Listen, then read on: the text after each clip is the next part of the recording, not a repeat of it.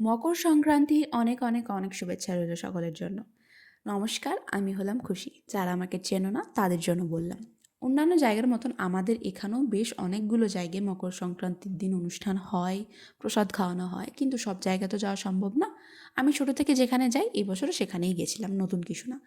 যারা চেনো না তাদের জন্য মন্দিরটাকে আমি দেখিয়ে দিলাম, আর যারা চেনো তারা তো জানোই আমি কোন মন্দিরের কথা বলছি।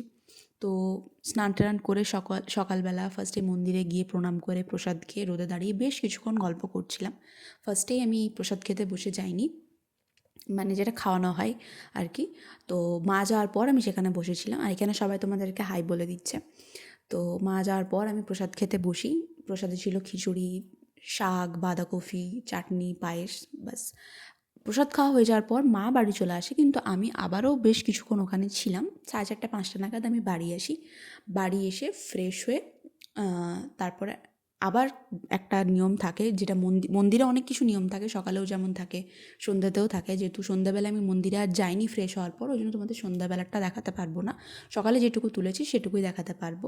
আর সন্ধ্যাবেলা যে মন্দির থেকে বাড়ি ফেরে কীর্তনের ঠাকুরটা, সেটা তোমাদেরকে দেখাবো। তো এই যে ওটাই ফ্রেশ হওয়ার পরই কিছুক্ষণ পরই চলে এসেছিলো ওই, যেটা বাড়ি ঢোকায় ঠাকুরটাকে, মানে মন্দির সকালবেলা মন্দিরে নিয়ে যায় 10টা-11টা নাগাদ, আবার সন্ধ্যাবেলা সব কিছু নিয়মকানুন হয়ে যাওয়ার পর ঠাকুরটা আবার বাড়ি চলে আসে। তো এভাবেই কেটেছিল দিনটা। দেখা হচ্ছে নেক্সট ভিডিওতে। ভালো লাগলে সাবস্ক্রাইব অবশ্যই করে দিও। টাটা।